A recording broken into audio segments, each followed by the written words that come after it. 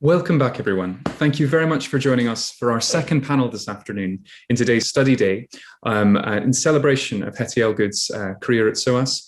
And our next panel explores curation, conservation, and collecting Asian art in museums across the world. We have a really esteemed panel joining us today with a number of different ranges of experiences and perspectives from museums and institutions in Europe, in North America, and in Asia. And so I'll introduce them to you now in a moment before beginning our discussion today. So our first speaker will be Paulina Kralka, who joins us from the British Library in London, where she works as a conservator on the Lotus Sutra project, connected with the International Dunhuang project at the BL here in London. Thank you very much for being here and being part of today's discussion. I'm also thrilled to welcome Lian Tan, who is an assistant curator at the Hong Kong Palace Museum, working on exciting new displays and exhibitions that will open in the near future at this major new museum, which is a hugely significant and important cultural edifice for the Hong Kong cultural landscape. So Lian, thank you very much for joining us. If you want to briefly turn on your camera to say hello to the audience. Thank you very much for being here.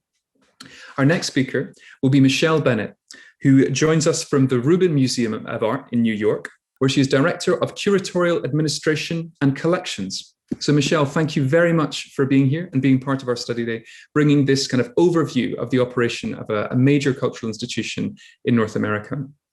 And also we have George Manginis joining us from Athens, where he is Academic Director of the Benaki Museum. So George, thank you very much for being part of the study day, and we look forward to hearing from you later on.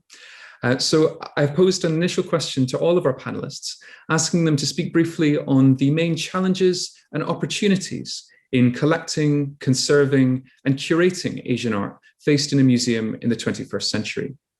So I'll turn first to Paulina to speak to her experience as a conservator, working hands-on with the collections at the British Library here in London. So Paulina, over to you. Thank you very much, Malcolm, for your kind introduction. So I'm honored to join you today in the celebration of Dr. Elgood's retirement and to be participating along fellow researchers and museum professionals in this important discussion on the Asian art ecosystem and its future. As already touched upon by some of the speakers today, especially Professor Ahuja, one of the most distinct characteristics of the SOAS' postgraduate diploma is its object-based approach to teaching Asian art, an approach which has always been strongly advocated by Hetty, which puts emphasis on handling and examining artifacts in order to better understand their histories and artistic values. However, as a result of the global COVID-19 pandemic, the balance of interaction with museum collections has tipped towards online viewing. I'm a paper conservator in the conservation team working on the Lotus Sutra digitization project here at the British Library. And today I'd like to talk to you about how conservation not only helps to preserve our collections, but also how it allows us to better study the material in the era of digital scholarship. The ongoing Lotus Sutra project, which is generously sponsored by the Bei Shantang Foundation, aims to digitize nearly 800 copies of the Lotus Sutra from Dunhuang, part of the British Library Stein collection. Gathered by Sir Mark Aurel Stein in the early 20th century, it contains over 45,000 manuscripts, printed documents, and artifacts from China and Central Asia, made from paper, wood, and other materials. The nature of the collection is predominantly Buddhist, but objects related to other religions as well as secular documents are also present. This rich corpus of material is of paramount significance for the study and understanding of history, life, and transfer of ideas and cultures, art and religions along the Silk Road. So in this photograph, you can, which was taken in cave 16 in Dunhuang, it gives you an idea of how these manuscripts were stored when they were initially discovered at the beginning of the 20th century. So seeing this, it is actually not that surprising that some of them sustained very heavy damage. So the majority of manuscripts that enter our conservation studio have never been treated before. Despite being copies of the same text, we see a lot of variety in terms of physical format, quality of paper and calligraphy, as well as types of damage.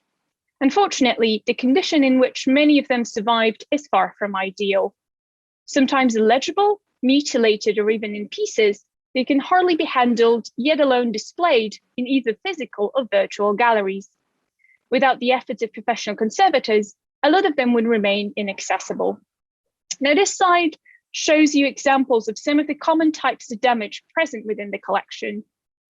Some of them, like the burn damage or the old stains, are probably kinds of damage that stem from those manuscripts being used in worship and study, whereas some of the other ones, like the water damage, insects, their excrements, surface soiling, are most likely connected with the conditions in the cave itself where the manuscripts were being kept. While these damages often pose a conservation challenge, they are important for understanding how the manuscripts were used and stored at the time of their creation and later on, as well as environmental conditions in the library cave where they were stored and sealed at the beginning of the 11th century. They form an integral part of the object's history and as such are worthy of preservation. Therefore, our work is guided by the principle of minimal intervention. Each item is carefully and individually assessed before conservation to determine the necessary and appropriate extended treatment. We aim to stabilize the objects to ensure they're safe to handle and digitize, but without removing the important archaeological evidence.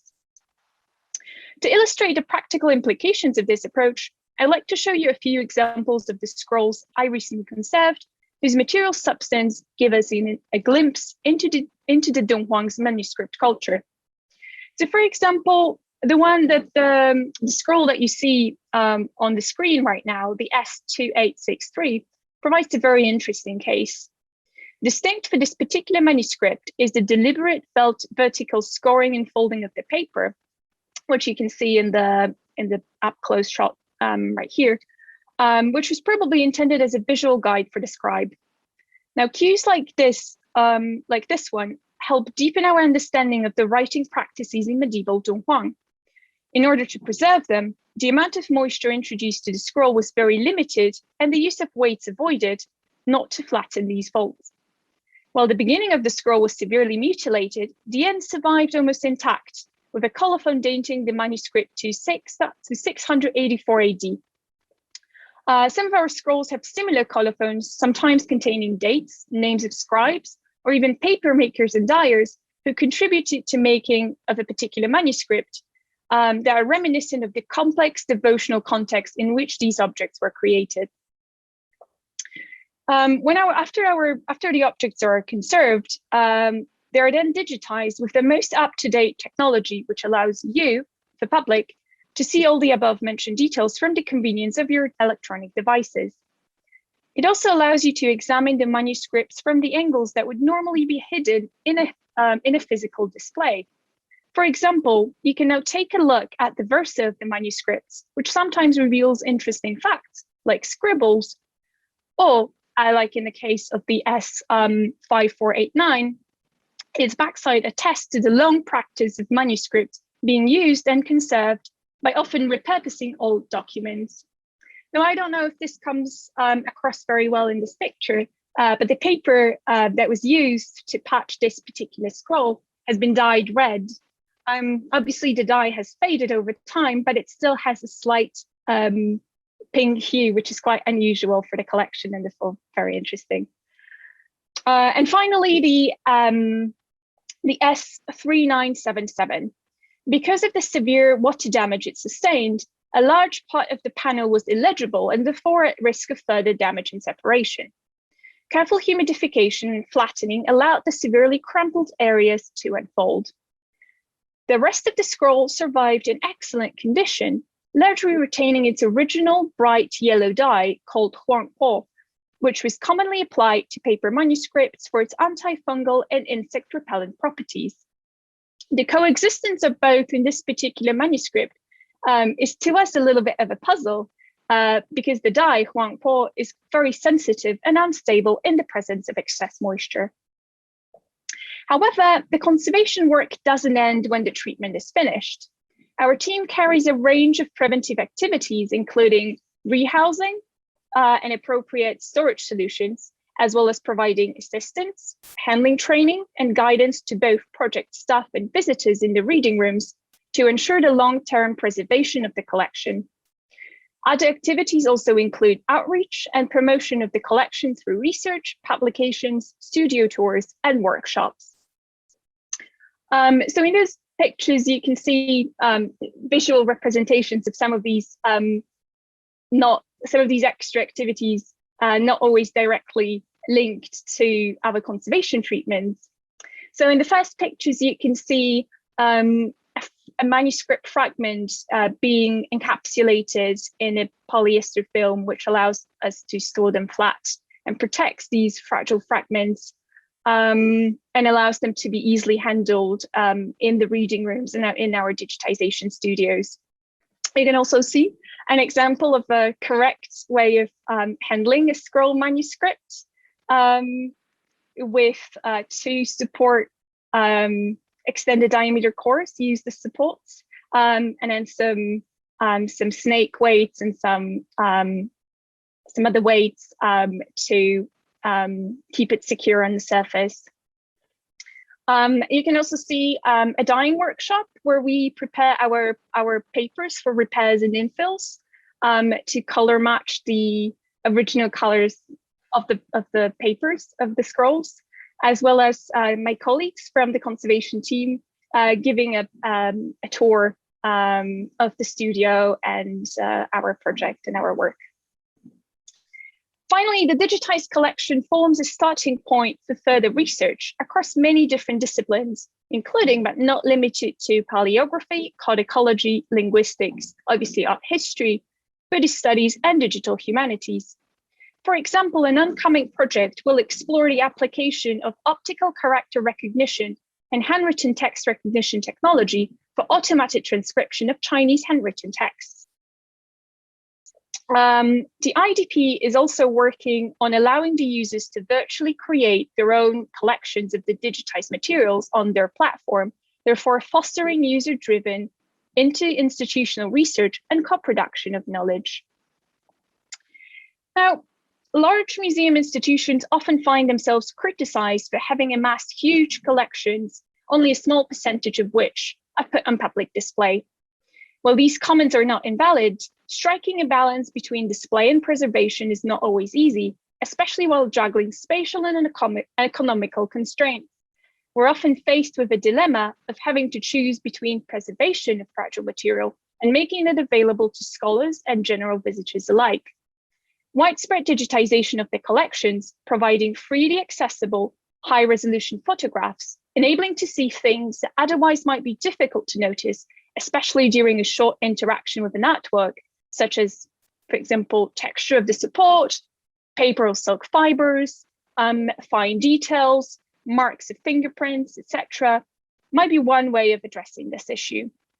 Now, keeping in mind that these manuscripts were intended for up-close, intimate handling and viewing, these digitized images allow us for similarly close and personal interaction, which is often not possible given the nature of museum display.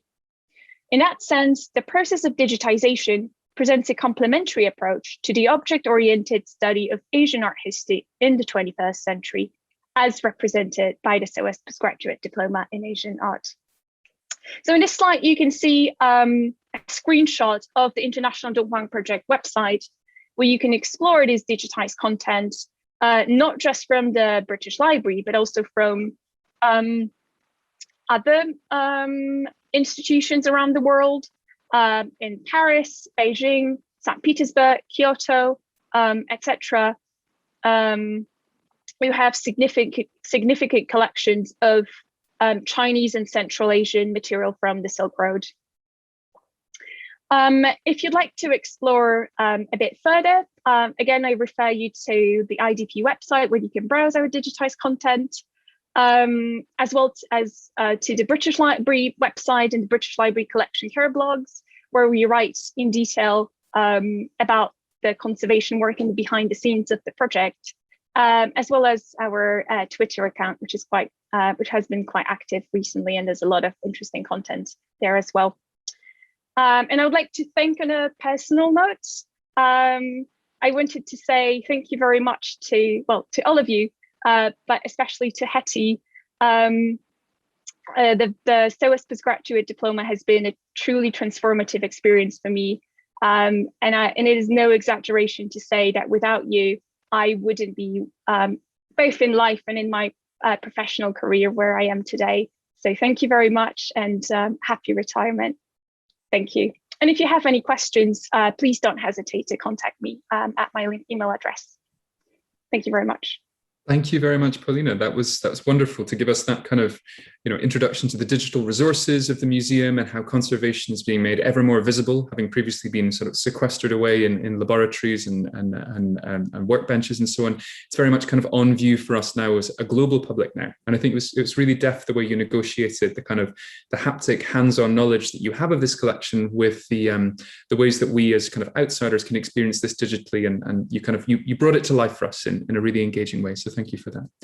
I'd now like to invite our next speaker, Leanne Tan, to join us, who'll be speaking briefly about the challenges and opportunities of curation, conservation, and collecting with reference to her employer, the Hong Kong Palace Museum.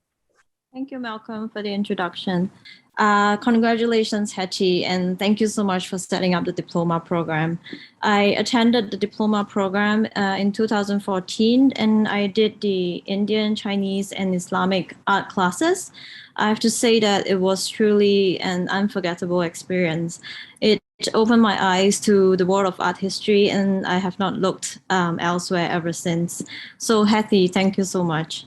I'd now like to invite our next speaker to take the digital podium or digital floor, as it were, Michelle Bennett, speaking to us from the Ruben Museum of Art in New York. So Michelle, over to you. Thank you once again for being here, and we look forward to hearing what you have to say about your institution as the representative of North America and Himalayan art in that context. Yes. Thank you so much, Malcolm, and congratulations to Hetty. I'm one of those students that was in the early days, graduating from the program in the late 90s. So I'm very happy to be here. So talking about the challenges, opportunities for museums in curating, conserving, and collecting Asian art in the 21st century. I think that the diploma was a really great start in thinking about this question because it was so object-based. So just to give you a little orientation of the Ruben, in case you don't know, the Ruben Museum of Art, it's a nonprofit educational institution, not a private museum. And we like to joke it's in the foothills of Chelsea, New York. It was founded by Shelley and Donald Ruben, who donated their collection and the buildings. And created this public institution. And actually, I was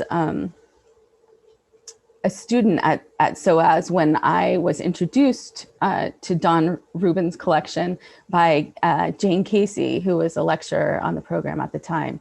And she suggested that we use a new resource that had come out called Himalayan Art Resources, which was an online resource of many distinct collections of Himalayan art.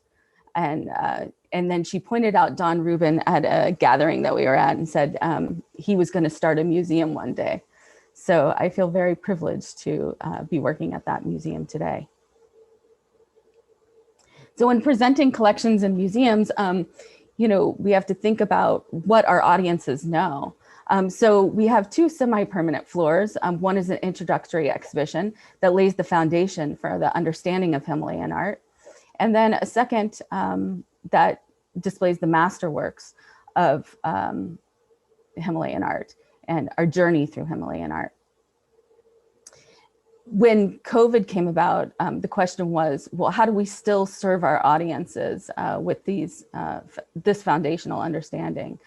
And so one of our most popular exhibits at the museum is the Tibetan Shrine Room, which shows visitors art in context, how this purpose-made art would be used in history today.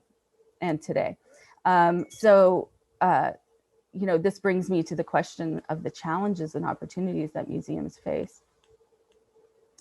And so I apologize, I'm having technical difficulties. So let's see. And one of those is, how do we make the history of this art relevant in people's lives today?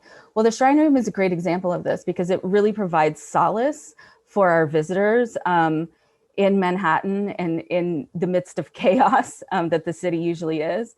And so when we shut down because of COVID, we had so many visitors that said, you know, we really miss going to the Shrine Room on our lunch hour and just sitting there and relaxing and listening to the chanting and meditating. So we decided to do a 24-hour live stream on YouTube. And then we had such an amazing response to it that we decided to leave up a 2-hour repeating loop on YouTube of the chanting and the meditation with a view of the Shrine Room. And we've had great response to it. And in fact, the views on YouTube have gone from 150,000 views in 2019 to over 1 million views in 2020, which is a really great feat for the museum. We also thought, how can we present, you know, the collections online in a creative way?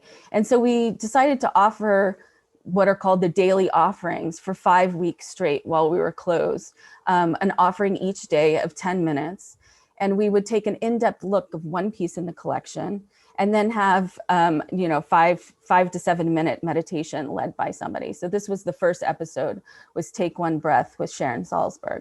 And the green taro was the grounding of our work in that offering. We also decided to launch our collection online at this time, which we kind of had to speed up the process, but we now have over 750 objects of the collection online that are searchable, which took a lot of cleanup of our database and other things that the staff really rallied around so that we could present that to people. So when thinking about how to make the greatest impact to our audiences, we launched a program last year in order to promote cultural literacy about Himalayan art, an educational initiative that advances the understanding and provides a foundation for further learning about Himalayan art and culture. The absence of Himalayan art and culture in undergraduate curriculum is something that has been noticed for Asian art studies. And so we thought that this was a hole that we could fill in that curriculum. So it's a project in 3 parts: a publication, a digital platform, and a modular exhibition.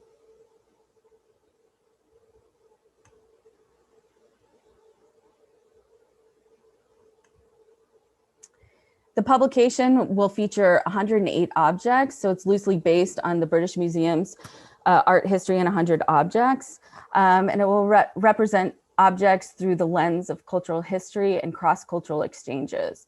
And they will, it will feature interdisciplinary essays that connect the complex, that explore the complex connections in the region that played a prominent role in the crossroads of Asia. This is a huge undertaking, and so we formed a publication advisory group.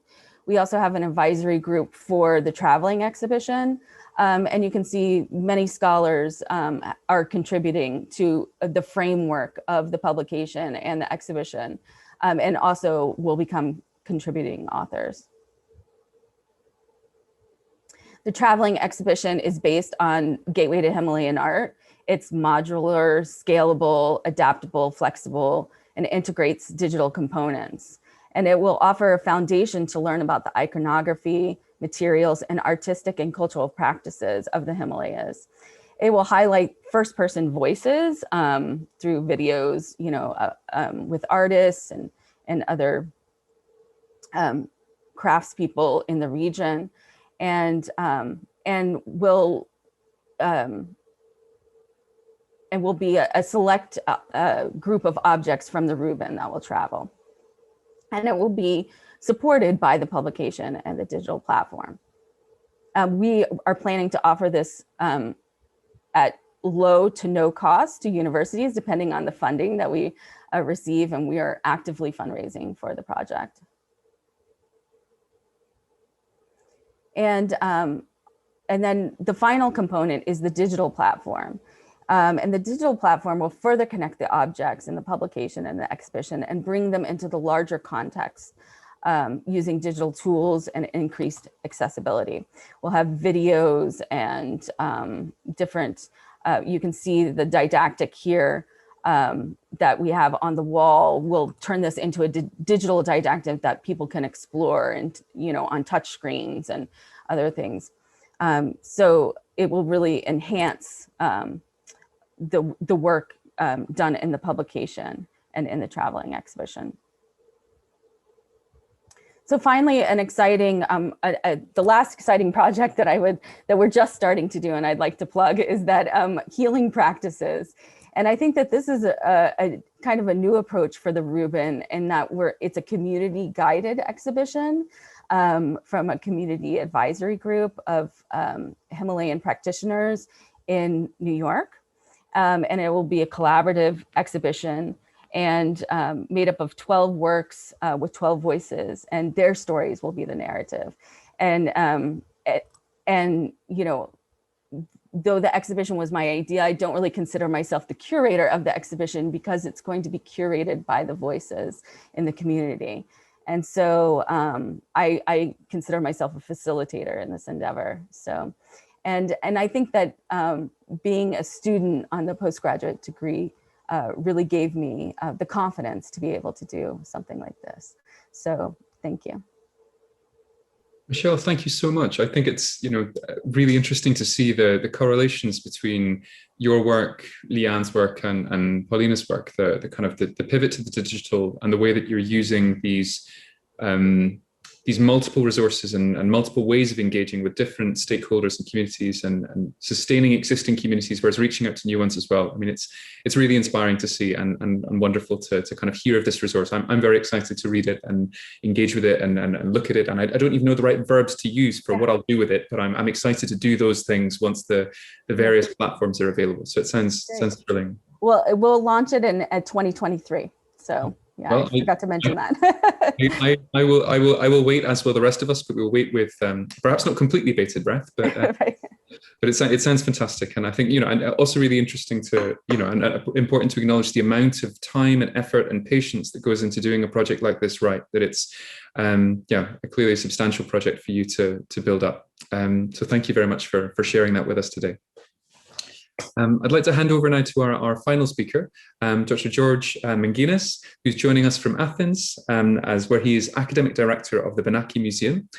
So George, thank you very much for being here. You perhaps are slightly distinct among the panel, as you're not a former student of the diploma, but you have contributed to our courses for many, many years, and have a deep personal, professional and academic connection with us, you know, as clearly evidenced by Hetty kind of appearing there to wave a quick personal hello to you. So George, thank you for being here. And I turn to you now for the kind of final presentation on our theme for today's discussion. What are the main challenges and opportunities you face in the curation, conservation and collecting of Asian art in the 21st century? George. Thank you very much, Malcolm. So good afternoon to everybody from Athens. This study day celebrates Heather Elgood's legacy by covering the Asian art ecosystem. Over its long course, the postgraduate diploma helped hundreds of students and many teachers survey this ecosystem. And Hetty helped us all realize how valuable surveys across borders are, and designed the diploma on this principle. So today I'm going to read for time concerns, but what I would like to do is to sort of show not so much the collections of the Benaki, but how we have deployed them in order to bring to fruition our social and educational agenda. Although I'm honored to still teach for the diploma, since 2017, I have been the academic director of the Benaki Museum in Athens. Opened to the public 90 years ago, the Benaki was bequeathed to the Greek nation by an Egyptian-born Greek businessman and politician. Adonis Benakis was a passionate and cosmopolitan collector of Islamic and Greek art.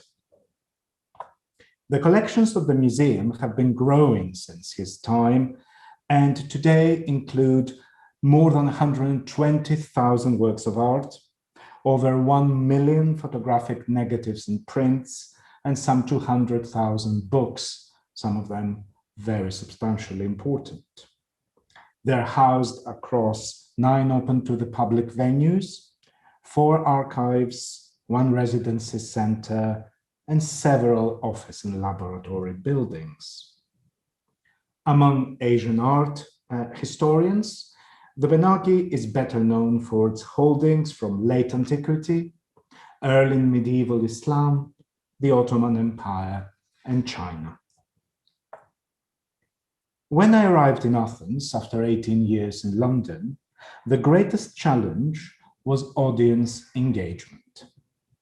How could we promote audience engagement through our exhibitions, through our collections, through our educational program? On the one hand, the traditional support group for any art museum the world over, that is, the educated middle class, was increasingly impoverished as a result of the recession. And unsurprisingly, it abandoned less essential pastimes like museum visits.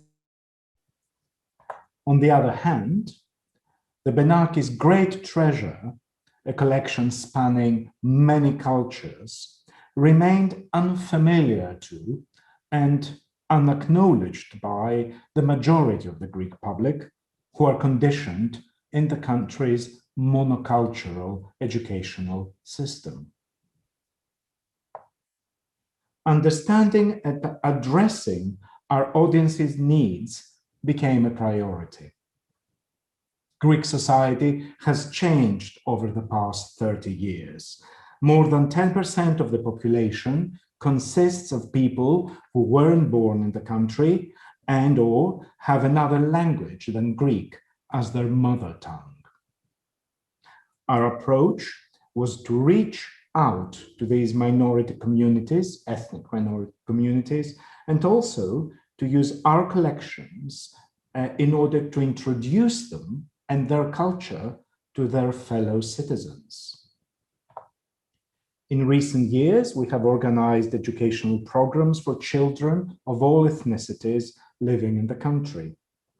We have focused on refugees from the Islamic world and North Africa who come through Greece in significant numbers.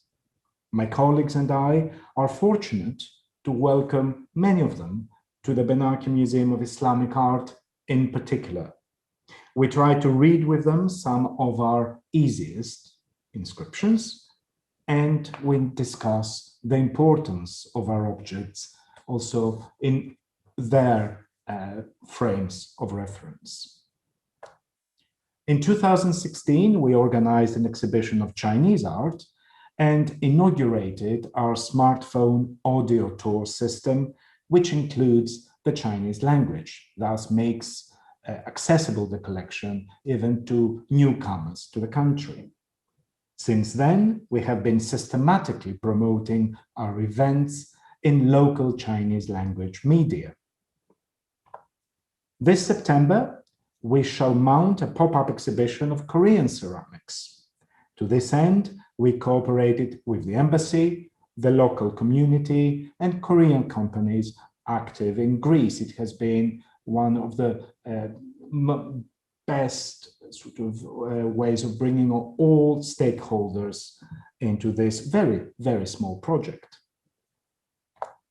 That same month, we're launching a 3-year project called Africanisms.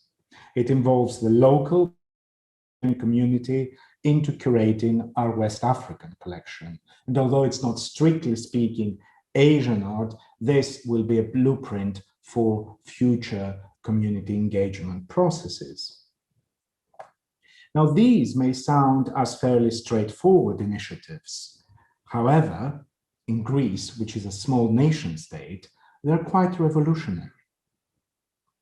Furthermore, my colleagues and I have come to realize that the politics of inclusiveness are sometimes controversial. Our educational programs on Islamic art became the subject of a question in the Greek parliament. Despite all that, or sometimes because of all that, we insist on engaging and approaching with empathy, and this was a word stressed before by Chin, all communities and all groups. Beyond ethnic minorities, LGBTQ rights are next on the agenda of our curatorial and educational practice, again, never addressed by any Greek museum. Arguably, the aforementioned monocultural educational system and the recession have exacerbated prejudices of our majority audience. Greece may be the first and so far only country in Europe to condemn a racist political party as criminal in a court of law. However, decades of education are still needed to shift these prejudices and make certain that the open society we are enjoying is not sacrificed in acts of cultural self-immolation. A cosmopolitan education, and I use the term cosmopolitan advisedly, and object-based study are instrumental in this effort. In the eyes of most people, objects do not lie. Of course, art historians know very well that this should be taken with a pinch of salt, but in general, it is a well-founded truism. The connections that can be seen through the study of historical objects or through contemporary art are much clearer. They're much more digestible at all stages of the educational process than similar connections on paper. The senses engage learners and help concepts take root in their mind. And where else would such sensory experience be gained but in museums? If anything, I owe to Hetty that she taught me this. All of us, academics and students and museum curators, have many stones to turn and many dragons to slay. Art can help in all this. We should focus beyond art historical debates, beyond curatorial questions, and beyond acquisitions policies. This is our bread and butter. We should go beyond that. We should focus on social progress and positive change through our academic and museum practice. The students of the postgraduate diploma are a cosmopolitan community. As their faces flashed across the screen earlier on, as they were filmed in the four corners of the world, I found myself shouting their names as if they could hear me. But they were everywhere. And this community has promoted progress and positive change from Southeast Asia to North America. And we all know that this is badly needed. In this, our students have helped, and they have been helped with care, and Hetty again stressed that word, care, by the teachers, the curators, the artists, the visionaries that joined in the diploma effort. With what a heavy responsibility and with what a happy task you leave us. Hetty, thank you. George, thank you so much for bringing together so much of what's been discussed today and showing us the, much more than your museum in that presentation, much more than your role as an academic director. Thank you for being here. Hetty, do you I just want to say that that ending was just so incredibly on the point at which, you know, he expressed absolutely what I feel that it's about is our community, and that I thank all of the people who spoke in this panel. That is what it's about, really, in the end. Thank you so much, Hetty, for those kind words, and thank you to George, to Paulina, to Leanne, to Michelle for all your presentations. We're running quite close to time now, and we do have, I think, something that follows on quite naturally from George's final words that we heard there. Kind of as a remark in summary, I guess, I think I just perhaps rather than taking questions, as we haven't had any come in as of yet, perhaps you're just stating and reflecting. But let me just say a few kind of closing words or remarks on this panel before we move on to a connected kind of piece of information related to our courses and our programs. That I think here we've heard so much about, again, that feeling of community and connection, and reaching out beyond the boundaries of the museum. You know, I personally, in hearing all of these presentations from all of you, have been really inspired by the way that material is being made accessible in new ways and taken to new audiences, and even the possibilities of the museum in reshaping not only education and educational outputs and outcomes in Michelle's case, or access to heritage in Paulina's case, or the kind of engagement with materials that Leanne was talking about, or indeed the much wider social role of the Benaki Museum that George is clearly pioneering in Athens. All of that speaks to a kind of expanded field, if you will, that I personally and professionally find deeply inspiring, moving, and I'm very touched to hear, and honoured to be able to kind of continue to contribute to in some small way in my role as Hetty's successor here at SOAS. So with that sentiment of inclusion, expansion, and of a connected global community in mind, I'd like to ask Patrick to bring up a short video from one of our scholars, alumni from the Alphawood Scholarship Programme, Then Then Ong, who has recorded a short testimonial on the impact of the Alphawood Scholarship on her career and her professional and academic development. Hello, I am Then Then Ong from Myanmar. I am FAO scholar. I did postgraduate diploma in 2019. I am delighted to have this opportunity to share priceless memory that I have with FAO Foundation and Professor Heather. I would like to take this opportunity and extend my sincere gratitude to the foundation and Professor Heather and the lecturer for their contribution to my personal and career growth. I am so proud to be a student of Professor Heather, who always takes care of her students and brings out the best in us. I wish you all the best in your retired life.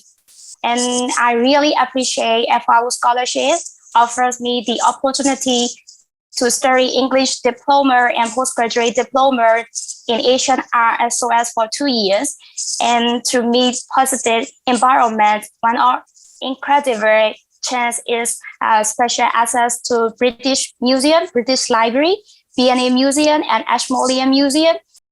And Asian art history diploma had a really big impact on my career life. After my return, I feel it provided me to grow critical thinking and self-confidence and get a unique educational experience. I read the research paper at international conference published for 6 months experience as a government museum, and also embarked in a collaborative project with FAO alumni, which has been led by Professor Elizabeth Moore. Moreover, I feel I have improved in leadership skill, creativity, and innovation in my lacquer artwork.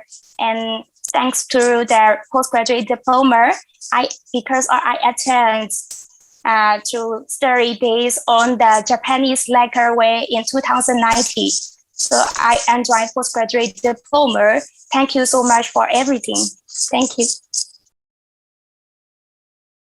So thank you once again to our panelists for being here. And I think that was a very positive closing note for this session, this testimonial from one of our Alphawood scholars currently in Myanmar, who recorded that message for us under quite difficult circumstances. So thank you so much to Paulina, to Leanne, to Michelle, and to George for the really thoughtful and engaging presentations. If you want to turn your cameras back on and just to say a quick sort of goodbye to the audience here, we'd love to see you all together as our cohort for this panel. So thank you to all of you, and we look forward to the next discussion. Thank you, all of you, very, very much, and also to Tenden from Myanmar. Also, I'm delighted that she was able to record that. Absolutely. Thank you, all of you. A wonderful kind of connection, I suppose, between the alumni of our program who are speaking on the panel today, and our former tutors and conveners, as well as the scholars who've been supported by the enormous donations and generosity of our alumni, whether through the Alphawood Foundation scholarships, through the Denny Sackford Memorial Scholarships in the coming year, or through the Dr Heather Elgood Scholarship that will be running this year and in many years ahead. So thank you once again to all of our alumni and our various supporters for the various contributions you make to the program. We'll see you back here again in around 25 minutes UK time at 3:40 UK time for our next panel discussing education, learning and access. So thank you very much for joining us again today. We'll see you again soon.